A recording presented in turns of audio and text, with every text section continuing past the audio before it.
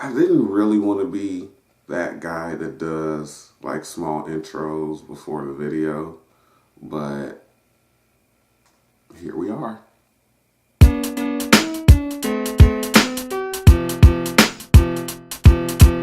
What's up, guys? This is Courtney, one half of the Brothers of Deconstruction here, and today I'm going to bring you my review for Justice League. I saw the movie last night. This is going to be more of a discussion as usual, like I do with my movie reviews. Hopefully it's not going to be too long, which probably means it's going to be longer than it should be. But let's jump right into it. I saw the movie last night. It's a very divisive movie. It's looking like, as usual with Warner Brothers DC films. The movie was okay. That's really all I can say about it. It's an okay movie. It's not garbage. It's not trash, how some people are saying that it is, but it's also not great. I haven't really seen anybody say that it was great, but I just wanted to give that contrasting view. It's not garbage. It's not great. It's an okay movie. It just kind of exists, I guess. Also, this is my obligatory spoilers warning, but I think that most people who watch the video should probably come to expect spoilers in my review. So, yeah. Let's start off with some of the cons, because I'm probably going to talk entirely too long about those. Steppenwolf he was a weak villain. I didn't really understand what his motivations were for getting the mother boxes. It seemed like he wanted to destroy the world, but then when you know he was probably sent by Darkseid, or I think at one point he says for Darkseid in the movie, so it doesn't really make sense, like some of his actions and some of the things that happen in the movie. He's trying to destroy the world, and why is Darkseid mentioned? Whatever. Another con of mine, or another thing that I didn't like, was Cyborg. And this goes beyond my hate of Cyborg in this movie, because I've gone on record saying that Cyborg shouldn't have been in the Justice League movie. I think Martian Manhunter should have taken his place. And honestly, you know, some people say that they put Cyborg in there so he can be their diversity character. And they were using the New 52's lineup of the Justice League as reason for that. But I don't believe that personally. But if they were going to do that, they should have gone with Martian Manhunter, because in all live action media or general media that I've seen Martian Manhunter portrayed in, cartoons, TV shows, animated movies, things like that, from what I remember, he's always taken the appearance of a black person or been portrayed by a black person. So instead of putting a Teen Titan in the movie, you could have just put Martian Manhunter. It would have better suited the story, I think, which is another weak point. But back to Cyborg, he really didn't have... It seemed like they put him in... The reason why I don't believe that he was the token black character is that they seemed like they put him in the movie simply because they were using the story of the mother boxes. Like, he didn't really have anything to do besides take over the Nightcrawler bat tumbler thing and help separate the mother boxes. Other than that, he kind of was brooding around at the fact that his dad used the mother box to kind of bring him back to life after a car accident that happened off screen that we hear about. And at the end of the movie, when they show like the characters, like an epilogue of the characters, he looks less like a shitty Transformer and starts getting like starts solidifying his body, so his arm looks less mechanical and just looks like a cybernetic arm, like just a silver arm. And then he has like the little cyborg logo that popped up in the Batman v Superman like email videos. I was annoyed at that, but it just seemed like they used him specifically so they could be like, oh, let's give him this to do. He was created by a mother box. Let's have him be the person to separate them. If they were going to do that, they could have easily just used Martian Manhunter as like a person, as an alien to come from outer space and give the team, or give Bruce a warning of Darkseid or Steppenwolf's invasion that was coming. That could have worked just as well for me. Now, going back to the story, it was weak, but I think that this carries over from Batman v Superman and how Bruce has these nightmares of Steppenwolf coming and Darkseid coming and things like that. It's like, hey, Steppenwolf tried to invade Earth and do some stuff, you know, a bunch of years ago, and it didn't work out. Now, you know, the mother boxes are waking up and he's coming back to do something. Like I said, I still don't really understand what his motivations were. Another thing that I didn't like was the CG. A lot of the CGI in this movie is bad. You know what, let me take that back. I won't say a lot of the CGI, because I'm pretty sure the parademons were probably CGI. And for the most part, the parademons look good. I didn't notice anything weird with the parademons. But there was a lot of noticeable green screen, which probably was the reshoots that Joss Whedon did. The CGI to remove Henry Cavill's mustache, because he's currently shooting. I don't know if they're done shooting actually, but Henry Cavill was in the new Mission Impossible movie and he grew out a mustache for the role. They CG'd the mustache out and it's really, really noticeable. And it takes you out of the movie. There's an opening scene in the movie and he just looks really, really weird. And there are other times in the movie where it's wonky as hell. It's that uncanny valley, like this is creepy, I'm laughing, but I shouldn't be, type of weird CGI. And surprisingly, another thing that I didn't like in this movie was Batman. Batman was weak in this movie. Like, I don't know how you go from the warehouse scene in Batman v Superman to the action scenes that Batman had in this movie. One, he didn't really have any action scenes. And two, they did not do a good job of portraying a reason for him to be on this team, besides getting them together because he wants to do right by Superman and he wants to make sure that he protects the world or saves the world from this incoming invasion and these visions that he's been having. Other than that, Batman was getting his ass kicked by parademons. What? And I'm not exaggerating. There were times where Batman would face off against a parademon and I would be like, yeah, he's about to kick some ass, and then he didn't. I don't know, it's weird. There's also a lot with the movie that's missing. Like, there's a lot that seems to be missing. Like, the movie moves at a breakneck pace, but I also felt like nothing was explained or nothing actually happened. And I was watching Jeremy John's review, and he said that apparently Justice League was supposed to be 2 hours and 45 minutes, but got cut down to about 2 hours. Why does this keep happening? Now, a 2 hour 45-minute movie, is it a little long? Yeah, but it's not. I mean, there are a lot of comic book movies that have come out that have been 2.5 hours, so 15 extra minutes isn't really excessive, but it seems you realize that there's a lot missing with some things that take place. And I don't know if this was Joss Whedon's doing, which it probably was, but a lot of the humor didn't work for me. And honestly, we saw most of the humor in the trailers, to be quite honest. I only laughed at like 2 jokes in the movie. Now, the audience that I saw it with, they seemed to enjoy the movie, so I'll say that. The audience that I was with seemed to laugh when it was funny or when some jokes hit. They just didn't hit with me.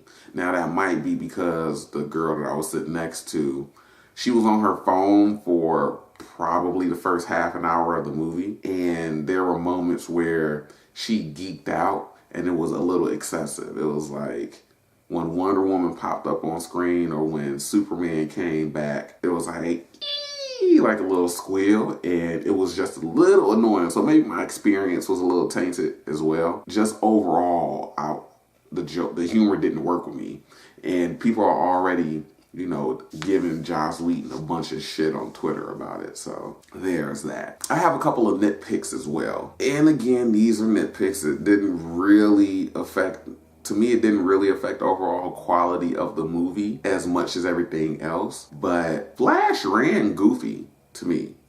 Like, he was really, like, the way that they had Ezra Miller run was really, really goofy. So much so to the point that at one point during a scene when Flash was running, the audience started like giggling and laughing. And I'm pretty sure the scene was supposed to be taken at least semi-serious. But he just runs like really, like super exaggerated. And it kind of took me out of the movie. Another thing with Flash is that most of the general audience is probably going to like Flash because he was the comedic relief in the movie. And again, this is another nitpick. Ezra Miller seemed way more like Wally than Barry Allen to me. So everything that I've learned about the Flash, I've learned from Bruce. And to me, this Flash was Wally West, not Barry Allen. But again, in my opinion, that's just a nitpick about characterization and everything like that. Another nitpick of mine was when Steppenwolf went to go get the mother box from Atlantis. It was awkward. Like that whole fight with Aquaman and Mera and everything like that underwater. It was awkward. That's really the best word that I can use to describe it. Yeah. And then I think it's gonna be awkward because Mera created an air bubble for her and Aquaman to talk. And that might lead to a little weirdness in Aquaman's movie. Because then it's gonna be like, why can't they talk underwater? Outside of air bubbles. Whatever. We'll see how they execute that. But yeah, the whole attack on Atlantis was just something was off about it with the fighting and everything like that. The last nitpick that I have is there were a few moments in the movie where secret identities were revealed and somebody should have picked up on them. In the beginning of the movie, Batman attacks a criminal on a rooftop to draw in a parademon because they feed on fear. And so he attracts a parademon and attack it. But while after parademon like blows itself up, he's on the roof screaming, Alfred, get so-and-so ready. And it's like, that dude is literally standing 15 feet behind you. Why are you screaming Alfred's name? Why doesn't Alfred have a code name?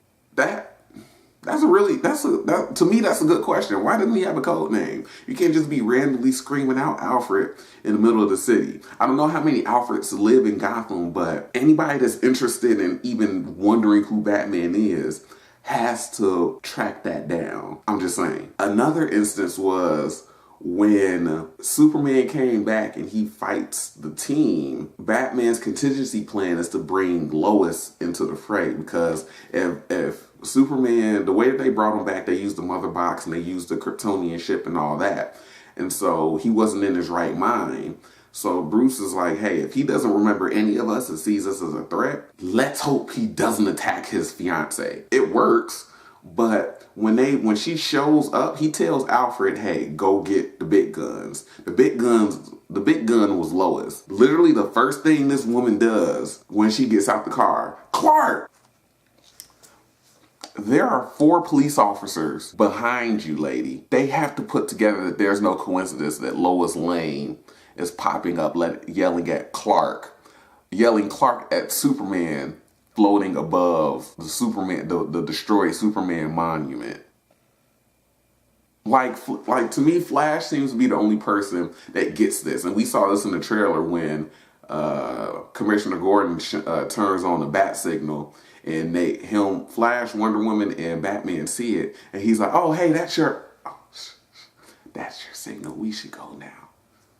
He seems to be the only one who gets it. Now, some of my pros with the movie, or some of the things that I liked about the movie, ironically include Steppenwolf. Like, the Steppenwolf attacking the Amazons, I enjoyed, but one of the things I didn't like about it was that it was too short and it didn't seem epic enough to me. For him to be attacking the Amazons to get the mother box from them, he was handing out fades. Like, he was killing people them left and right. But then it just seemed, something seemed off about it. And it just didn't, I wish that scene could have been longer, but I did like it. Another thing, Steppenwolf versus the Justice League. Like, when they confront him and they're fighting him, and this includes when Superman comes back. I like them trying to, I like the big guns trying to attack Steppenwolf to keep him away from separating Cyborg while he's trying to separate the mother boxes. I like Wonder Woman attacking him. I like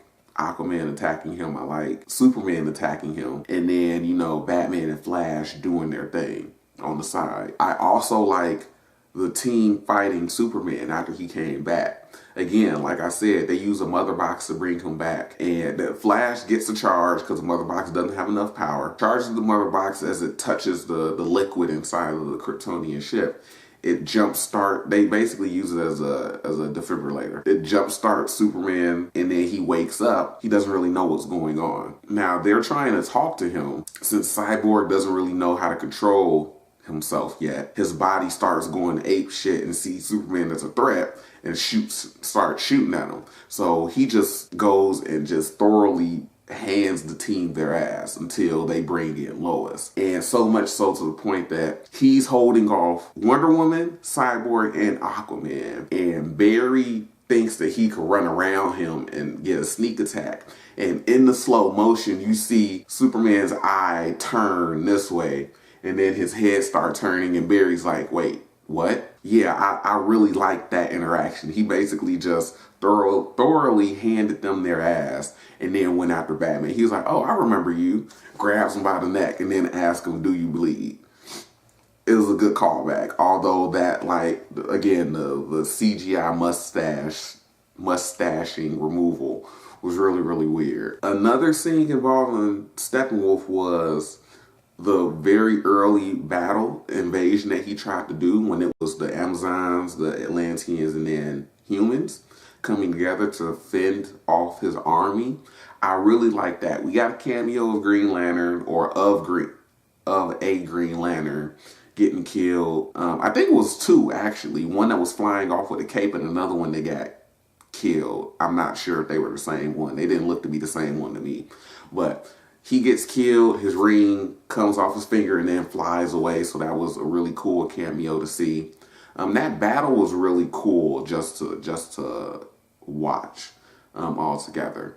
And the last thing that I really, really liked was the Flash, like the scene in the trailer where we see Flash pointing or poking Amazon's Wonder Woman's sword back to her. That scene leading up to that was really, really cool. Basically, they find out where Steppenwolf is. They start fighting him. They jump in, start the battle and everything like that. And Diana's sword falls off this bridge, this broken walkway, and she jumps after it in slow motion. And you see different shots of everybody as well. That's what makes it cooler. In slow motion, Flash sees it and then just, all right, and then just turns around, runs up a wall, jumps, taps it back into her hand, and then the battle continues. It was a really cool scene to me. Yeah, that's what I liked. That's what I didn't like about the movie. Again, it's an okay movie. It's not trash. It's not great. But a lot of people have been saying that they're really interested to see where things are going to go from here. And they think that they're on the right foot. To me, I'm really confused about where things go from here because the movie isn't doing well opening weekend. It might have legs to surpass Batman v Superman's run. Right now, it didn't open well. I'm in a weird place regarding my feelings on where they can go from here because we've already been hearing about Ben Affleck trying to find a way to segue out of the Batman role, which kind of makes sense because Batman was weak in this movie to me. So I wonder if he's saying all of this in response to, hey, I know what we filmed for the movie. I didn't really like where they're taking this character. I don't know where they're going to. So yeah, I know I can't do this forever, blah, blah, blah, this and that. But yeah, so again, it's an okay movie. I think you will probably find some enjoyment in it. And again, I'm not a DC expert. I'm not well versed in DC comics. So I think I was a perfect person to watch this going in because I know bits and pieces here and there. But I was taking it in as a movie and it's a weird place to me, at least. So hopefully they get things on track. All the news that we've heard about the movies that they're slated to produce or to make and everything like that tells us that they don't, but there's hope, I guess. So yeah, Justice League is an okay movie, guys. I think you enjoy it if you went and saw it. Maybe when it comes out on Blu-ray, I can go in a much more in-depth conversation about it. Catch you guys later. Go ahead and check out the part 1 of the review of our Power Ranger team-up videos. Part 2 is going to be coming up later this week, I believe, and then I'm going to put up the behind-the-scenes footage of us recording that or getting our notes together the following week after that. Got a lot of stuff coming up at work, so probably won't be seeing a lot of videos from me anytime soon. It's not like you do already, but yeah, go ahead and check that out, guys. Hope you enjoy it.